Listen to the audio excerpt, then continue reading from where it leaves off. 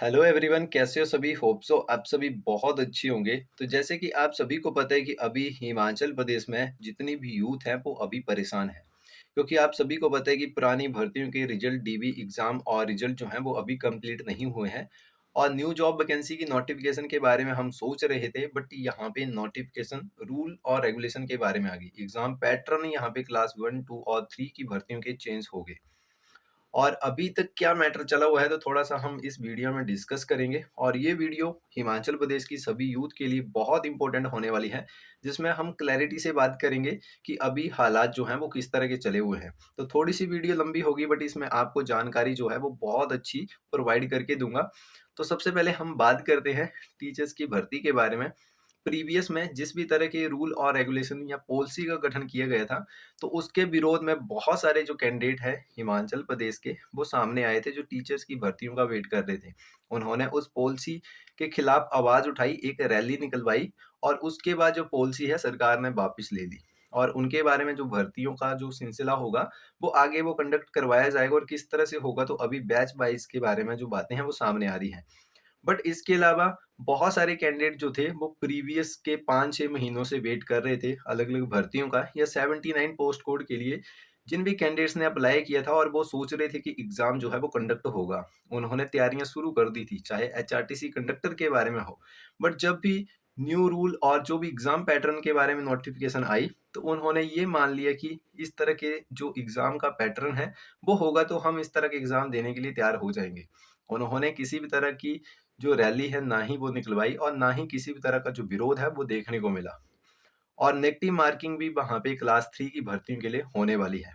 और अखबार में क्या आ रहा है, अखबार में इस तरह का आ रहा है कि क्लास 3 की भर्तियों के लिए किसी भी तरह की जो नेगेटिव मार्किंग है वो नहीं होने वाली है।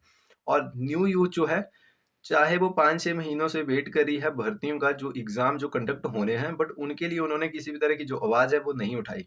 वो एक तरह की संतुष्ट होगी। यहाँ पे मैं ये बात नहीं कर रहा हूँ कि न्यू रूल और रेगुलेशन जो हैं वो गलत हैं, वो सही नहीं है।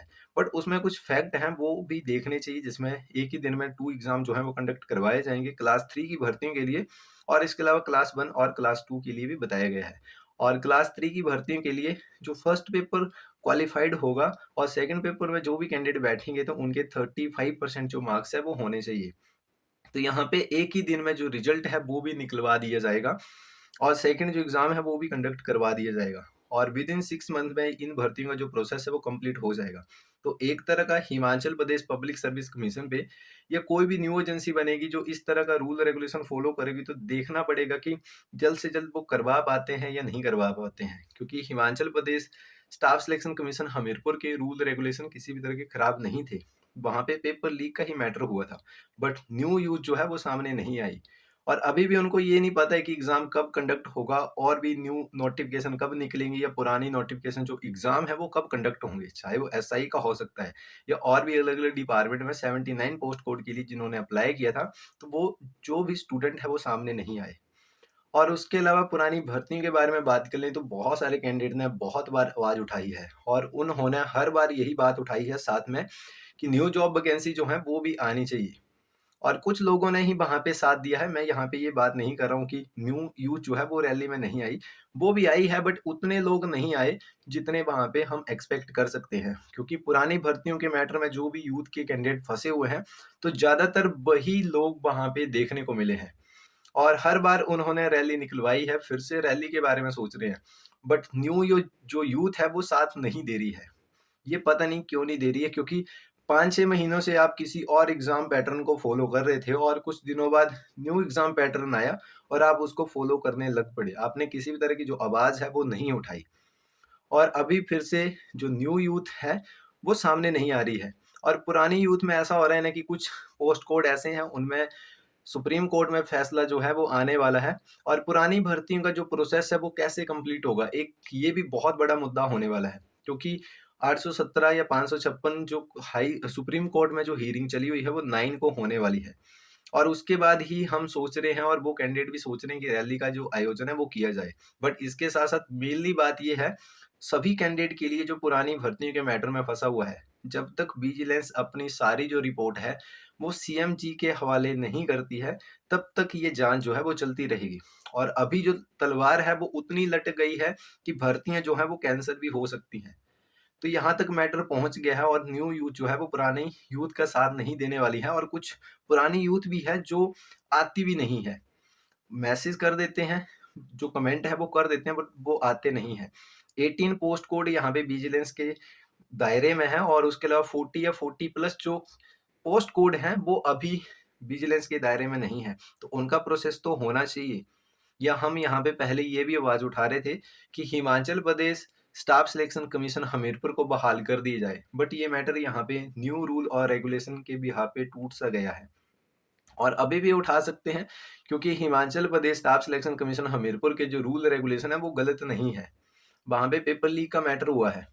और इसके साथ साथ एक और बात बहुत इंपॉर्टेंट है, जो कि अभी हियरिंग होगी कोर्ट केस में, और इसके साथ साथ पुरानी भर्तियों के रिजल्ट तभी आएंगे जब विजिलेंस की जो रिपोर्ट है वो सीएम सुक्खू जी के हाथों पहुंच जाती है।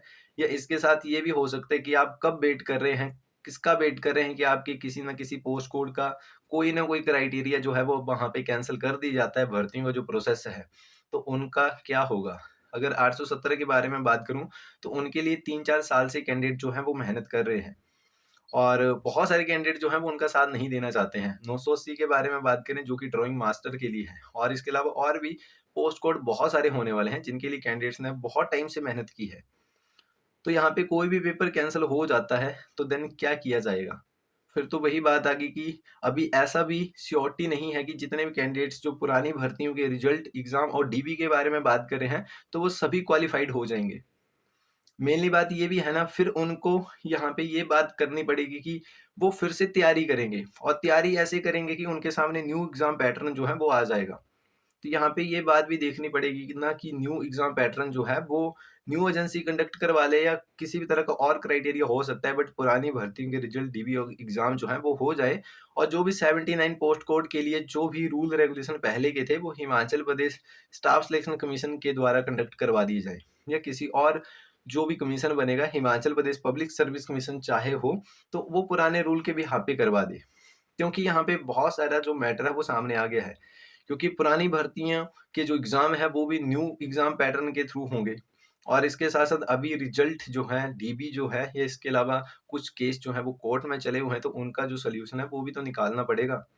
अभी तक सीएम जी ये फैसला नहीं ले सकते हैं कि जो अभी कोर्ट में केस चले हुए हैं तो उनको कैंसिल कर दे, क्योंकि जब तक सुप्रीम कोर्ट का फैसला नहीं आता है तब तक सीएम जी उन भर्तियों को कैंसिल नहीं करवा सकते हैं जो अभी कोर्ट में चली हुई हैं। तो ये भी एक बहुत बड़ा फैक्टर है। अभी हियरिंग के बारे में बात करें तो यहाँ पे डेट्स पे डेट डलती जो है वो जारी है, और स्टूडेंट जो है वो परेशान हो रहा है। अभी 9 की डेट यहाँ पे सामने आई है, और उसके बाद स्टूडेंट ने सोच लिया है कि जो भी रैली है वो की जाएगी। बट ऐसा तो है नहीं कि रैली के लिए आप एक दिन वहां पे जाएंगे और आपके जो रिजल्ट है या न्यू जॉब वैकेंसी है या इस तरह का कोई भी क्राइटेरिया है वो हो जाएगा। तो इस बार जो है वो उस तरह का माइंडसेट बनाना पड़ेगा जिसके लिए आपको 4-5 दिन के लिए वहां पे बैठना पड़े, एक दूसरे की हेल्प करनी पड़ेगी।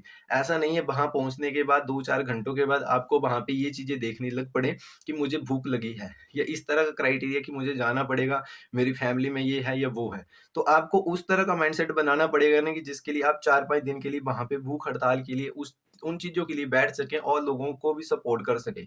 क्योंकि जितने लोग वहाँ पे बैठेंगे जो कंफर्टेबल है, हम ये नहीं बोल रहे हैं कि सभी बैठ जाओ, जो गर्ल्स हैं वो देख सकती हैं कि किस तरह का है, जो इंटरेस्टेड है तो उनका भी अरेंजमेंट जो है वो उस तरह से देखा जाएगा कि क्या वहाँ पे करना पड़ेगा। क्योंकि हमें जो माइंडसेट है वो उस तरह से बनाना पड़ेगा कि कम से कम 1 वीक वहाँ पे बैठना पड़े। जितनी स्ट्रेंथ होगी, 3-4 दिन बहुत ज़्यादा स्ट्रेंथ जो है वो वहाँ पे बैठेगी, तो देन सीएम जी जो हैं वो बात सुनेंगे। और इस बार जो है तो सभी एक साथ नहीं बोलेंगे, कम से कम 3-4 बंदे बोलेंगे, और बाकी जो है वो उन सभी की बातों को सुनेंगे कि क्या एक्चुअल में मैटर चला हुआ है। क्योंकि तभी हमारी बात जो है वो वहाँ पे मानी जाएगी, और तभी एक अच्छा जो हल है वो निकाला जाएगा। अगर आप इस माइंडसेट से आओगे कि 1-2 दिन या 1 दिन के लिए वहाँ पे रहोगे तो वैसा नहीं होगा। तो उस तरह से माइंडसेट बनाना पड़ेगा, और हमें, अगर लास्ट बार हम रैली के लिए जा रहे हैं, इसको लास्ट समझो और फुल और फाइनल समझो। एक तरह की हड़ताल समझो, रैली के बारे में मत सोचो कि रैली होगी और जाएँगे और 5-6 घंटों का प्रोसेस रहेगा। इसको सोचो एक तरह की हड़ताल होने वाली है ये। और बहुत सारे कैंडिडेट के साथ नाइंसाफ़ी हो रही है, क्योंकि अभी कोर्ट में केस चले हुए हैं, तो वो कैंडिडेट क्या करें? तो उनकी भी सपोर्ट करनी है गाइज़। ऐसा नहीं है कि आप, जो न्यू स्टूडेंट हैं उनका तो अलग ही अंदाज़ है कि न्यू भर्तियों का जो सिलेबस आया वो उसी में लग पड़े। बट उन्होंने उसको अच्छे से एनालाइज़ नहीं किया कि क्या है, क्या नहीं है। 1-2 रैली भी निकलवा देते हैं, उस तरह का बड़ा प्रोटेस्ट भी कर देते हैं। हम ये नहीं बोल रहे कि हम आपके साथ नहीं होते, और लोग भी वहाँ पे साथ देते। आप प्रोटेस्ट करते तो जिस तरह की टीचर की पॉलिसियों का वहाँ पे जो भी क्राइटेरिया था वो रोक दिया, तो उस तरह से ये न्यू रूल जो रेगुलेशन है वो भी रुक सकते थे। बट यहाँ पे हम ये नहीं बोल रहे हैं कि ये जो न्यू रूल्स हैं ये एक तरह के गलत हैं, सही हैं, बट टाइम जो है वो अभी सही नहीं है इनका आने का। कुछ टाइम बाद आ जाते तो देन जब एजेंसी का गठन हो जाता तो देन वो सारी चीज़ें हो जाती। अभी एजेंसी के बारे में कोई क्राइटेरिया नहीं पता है, बट रूल जो हैं वो बन गए हैं। तो बात वही आ गई ना कि अगर हमीरपुर में ही उस बोर्ड को गठन करेंगे तो वहाँ पे ये जो रूल हैं वो चलेंगे। बट मेनली बात ये है कि अभी पोस्ट कोड का जो भी क्राइटेरिया चला हुआ है, चाहे वो विजिलेंस की जानकारी या जो भी उनकी जाँच चली हो, तो वो जल्द से जल्द कंप्लीट होनी चाहिए। तभी सुक्खू जी जो हैं, सीएम जी जो हैं, वो एक तरह का सही डिसीज़न जो है वो ले सकते हैं। तो हमें चीज़ों को प्रेशराइज़ करना पड़ेगा, जिससे हिमाचल प्रदेश के जितने भी यूथ जो हैं वो फ्रस्ट्रेट है, चाहे वो रिजल्ट के मामले में है, न्यू जॉब वैकेंसी के बारे में है, तो आप सभी को साथ देना पड़ेगा। जब आप दोगे और एक तगड़ी हड़ताल जो है वो करेंगे, तभी आपके जो भी आंसर हैं, जो भी आपका हक है, वो आपको मिलेगा। ऐसा तो है नहीं कि सीएम जी हमारी बातों को नहीं सुनेंगे। जब क्लैरिटी से उनको बताएँगे और सभी यूथ के लोग इकट्ठा होंगे, बहुत सारे लोग इकट्ठा होंगे, और देन वहाँ पे ऐसे अड़ जाएँगे कि चाहे वहाँ पे रुकना पड़े, बैठना पड़े, भूख हड़ताल करनी पड़े, तो देन बहुत सारे कैंडिडेट जो हैं वो वहाँ पे अवेलेबल हों। तो आप सभी से यही रिक्वेस्ट है कि अगर आप इंटरेस्टेड हैं तो देन वीडियो के कमेंट बॉक्स में जाके ज़रूर कमेंट करें, और आप सभी से रिक्वेस्ट है हिमाचल प्रदेश की यूथ से कि ज़्यादा से ज़्यादा लोग इस रैली में पार्टिसिपेट करें। अभी सोचा है 10 के बाद रैली के बारे में डेट कोई भी फिक्स हो सकती है, और इसके साथ-साथ और भी बहुत सारे लोगों से बात हुई, तो देन सभी का माइंडसेट एक हो, और उसके बारे में भी हम बात करेंगे। अभी ये वीडियो उन कैंडिडेट्स के लिए थी जो पुरानी भर्तियों और नई भर्तियों के बारे में जो भी क्राइटेरिया है वो फँसा हुआ है, तो उसके लिए कुछ ना कुछ हल चाहता है। तो हल यही है कि आप सभी को इकट्ठा होना पड़ेगा। और बाकी दोस्तों वीडियो में इतना ही। बाकी वीडियो इन्फॉर्मेटिव लगी हो और लोगों को शेयर करना आप चाहते हैं तो वीडियो को ज़रूर शेयर करें। बाकी की कोई भी न्यू अपडेट रहेगी तो देन आपको ज़रूर इन्फॉर्म कर दूँगा। अभी रात के 12:30 या 1 बज रहा है, और आज वीडियो नहीं आई थी, तो मैंने सोचा कि एक वीडियो बना के आपको दे दी जाए। बट यहाँ पे मैं क्लैरिटी ये ले रहा था कि और जो लोग हैं, जो भी भाई-बहनें हैं अपनी, उनका क्या माइंडसेट है और वो क्या डिसीज़न ले रहे हैं। तो बहुत सारे लोगों से बात हुई, और उसके बाद हम यहाँ पे इसी डिसीज़न पे पहुँचे हैं कि रैली का आयोजन जो है वो किया जाए, और उसके बाद हिमाचल प्रदेश की जितनी भी यूथ है, उन सभी से रिक्वेस्ट है कि जब भी रैली का आयोजन किया जाएगा तो आप सभी साथ दें। यहाँ पे आप सभी को समझ आ गया होगा कि क्या-क्या चीज़ें जो हैं वो होने वाली हैं। अगर फिर भी कोई डाउट रह जाता है या कोई विरोधी है इन बातों से, तो देन कमेंट कर सकता है। बाकी वीडियो में इतना ही दोस्तों, मिलते हैं नेक्स्ट वीडियो में, तब तक के लिए बाय बाय। Thank you.